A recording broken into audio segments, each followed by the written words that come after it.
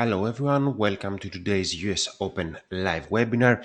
It is Monday, February the 5th, 10 minutes before Wall Street opens. As always, we meet every day from now on, every day 10 minutes before Wall Street opens to discuss the latest developments, news, and of course, outlook of key assets. I am your host, Nikos Zavouras, Senior Financial Editorial at FXCM. Today, we will be talking about the one-two punch the Euro USD took from the reserved stance from the Fed and Friday's and strong NFPs.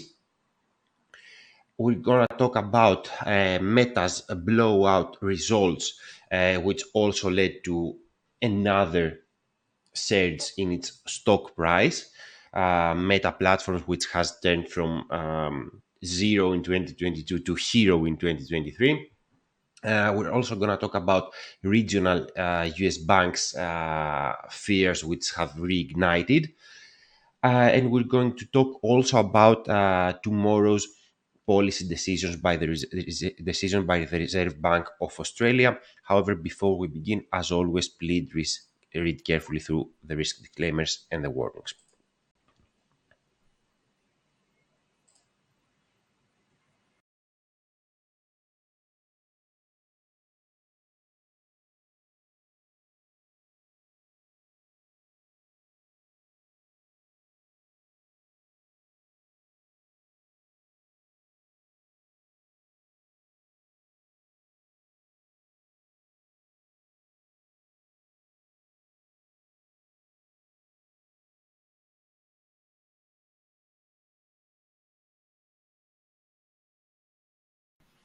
Once again, please go over the risk warnings and the disclaimers. We'll give you a few more seconds to do that, and then we will begin. We have quite a few things to cover.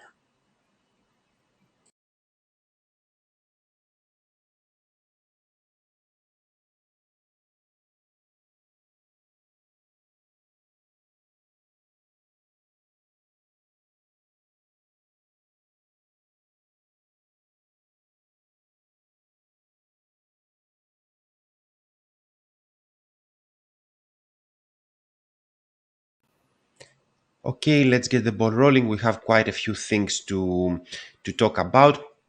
We're gonna start off with the Euro USD and its decline due to the reserved approach by the Fed in regards to rate cuts, and actually dismissed market hopes for a March cut, and the strong NFPs, which raised the bar for a pivot. We're gonna then talk about Meta's blockbuster results once again and the surge in its stock price. Then we're gonna talk about the Nasdaq 100, which actually benefits from strong tech results and looks past the Fed disappointment. Then we're also going to talk about the renewed fears around the regional US bank after the New York Commercial Bank disappointed with its quarterly results. And we're going to round things off with tomorrow's decision by the Reserve Bank of Australia, a quick preview of that event.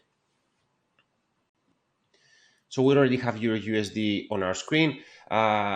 We said that it actually took a 1-2 punch last week from the Fed's reserved approach and Friday's jobs report. We have already talked about the Fed, but let's do a quick recap.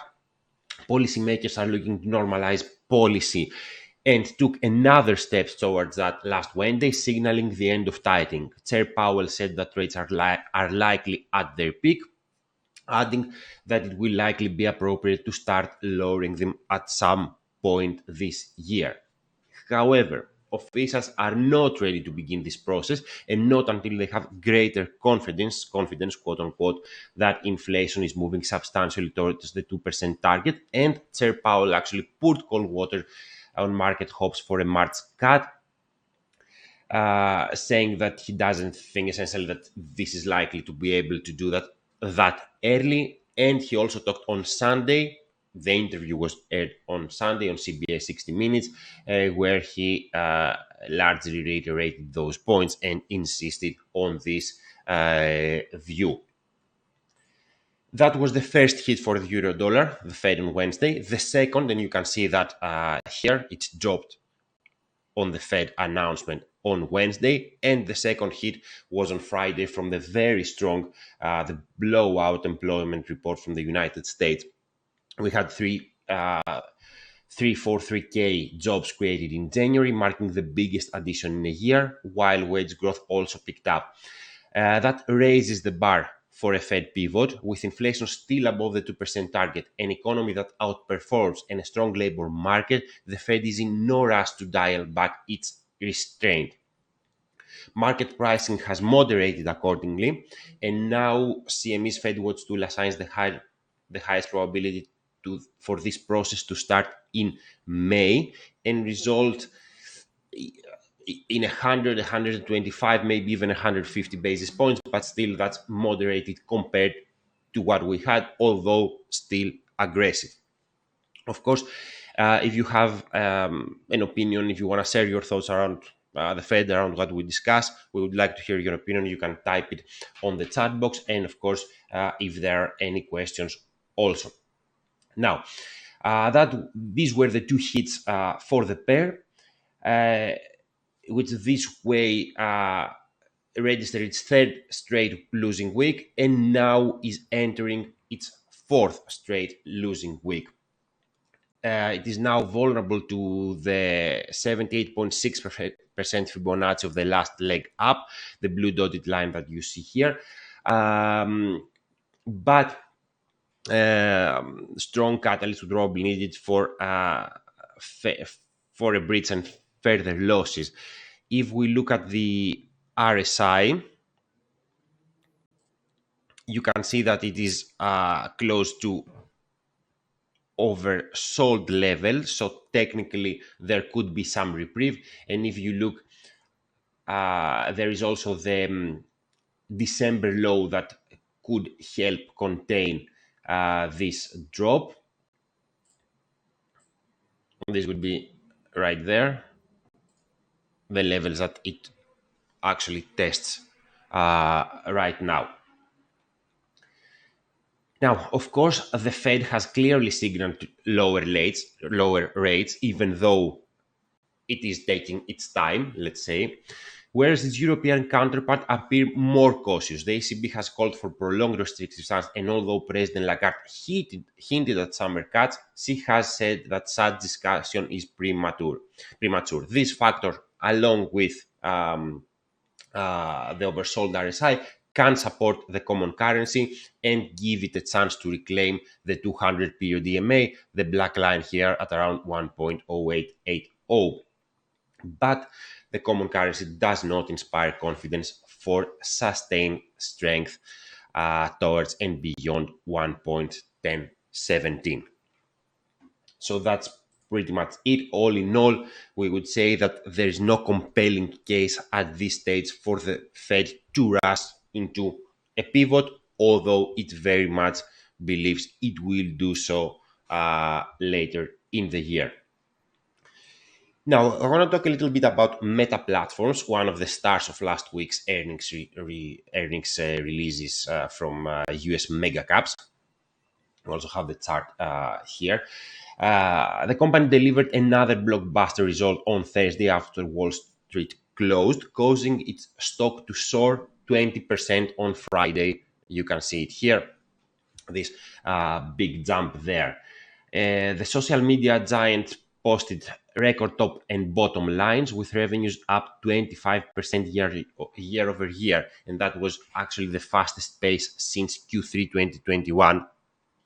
And let's actually visualize that. You can see here on this graph how revenue growth has been accelerating and is at the highest levels in around since around Q3 2021. So definitely very impressive for a company that, bear in mind, essentially went from from zero to hero. its stock had plunged 65% in 2022, but tripled in 2023, and has made an incredible start this year. And of course, it is one of the biggest movers in Wall Street. You can see here the Magnificent Seven, how Nvidia, of course, is the leader and the leader of the AI revolution, and Meta, in terms of stock rise, comes second with a tripling of its stock price. Back to our trading view charts now. So this surge came after strong results, as we said. Record top and bottom lines in terms of top line, in terms of sales. Based on the projections the company gave, we could see further growth acceleration, and the results were largely driven by a recovery in the ad business, which is its main revenue source. Of course, there are other things going on. It is the efficiency drive, cost-cutting measures, and Mr. Zuckerberg refocusing the company's efforts into artificial intelligence. And you can see that how Meta has this incredible run this year. These are the Q4 results. In Q3, right after the Q3 results, we had a decline because of a warning around revenues, but it was short-lived. A jump after the Q2 results as well, and a jump after the Q1 results as well. And all in all, last year, Meta had only one losing month. As long as the company can continue to deliver such results, of course, it has room for more growth and for new all-time highs. On the other hand, the move is definitely overbought from a technical perspective, and there are some reasons for concern as well, because the ad business in general, digital advertising, is recovering, and is expected to grow further, but there are still pitfalls.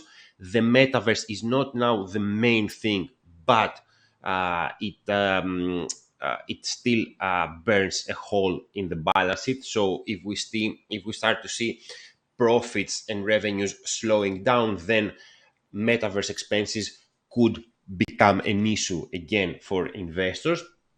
And of course, it remains to be seen how much the company has to offer on the artificial intelligence front.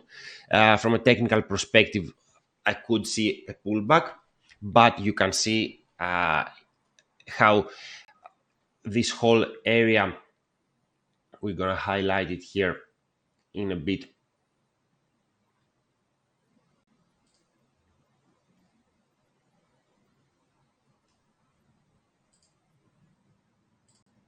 So you can see this essentially whole area here contains multiple support levels, with a daily Ichimoku, with a January low, with exponential moving average. These are all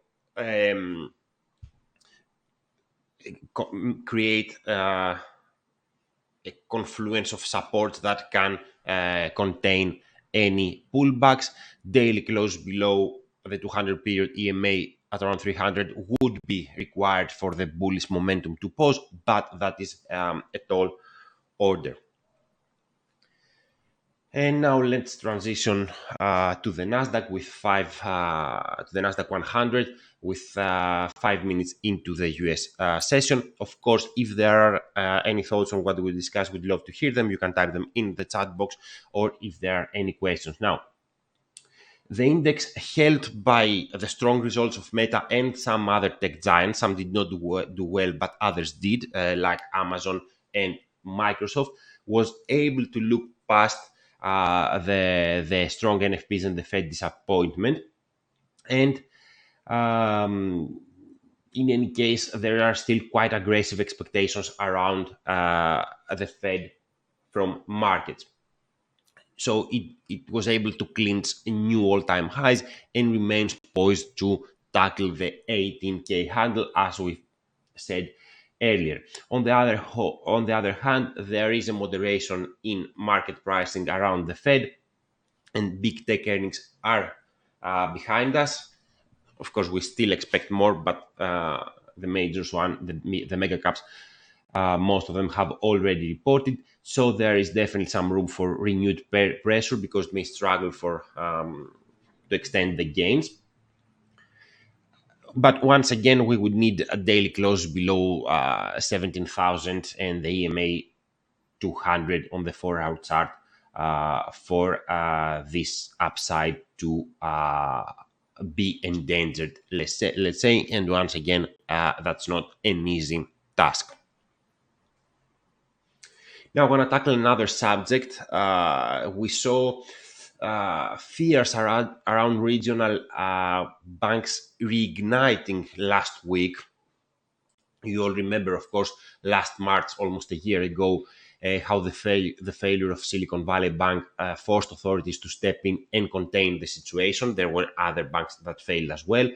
Back then, the New York Community Bank had acquired one of those troubled banks, the assets, certain assets and liabilities, and this enabled it to exceed the 100 billion threshold in asset and rise to the 30 largest banks in the US.